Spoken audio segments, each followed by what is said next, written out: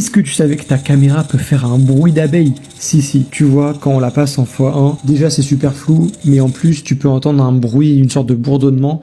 En fait, la caméra elle tremble, elle n'arrive pas à faire le focus, et ça, soit c'est à cause de poussière qui s'est vraiment infiltrée, soit c'est juste que le module est mort et il faut changer la caméra. Dans le cas de ce client, il n'avait pas fait réparer sa lentille alors qu'elle était totalement brisée, donc il y a énormément de poussière qui s'est infiltrée.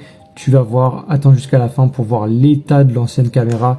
Elle était vraiment encrassée. Et un objectif, c'est une pièce ultra sensible, il faut absolument pas poser ses doigts dessus. D'ailleurs, c'est pour ça que c'est une pièce qui est souvent protégée. Quand on répare un téléphone, on met une sorte de scotch ou de protection par-dessus. Là, tu vois, je suis en train d'enlever le module caméra et regarde dans quel état elle est. C'est incroyable. Il y a une poussière énorme. Avant le remontage, je préfère bien nettoyer la zone, que ça soit avec le souffleur, mais aussi un petit peu d'alcool pour nettoyer la zone dans laquelle je vais mettre une caméra qui provient d'un iPhone et qui fonctionne parfaitement. On n'a plus qu'à tester la caméra, il n'y a plus de flou, il n'y a plus de bruit, c'est parfait. On peut finaliser le remontage.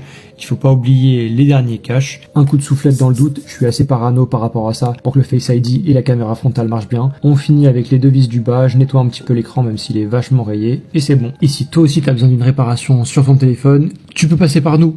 Allez, tchuss!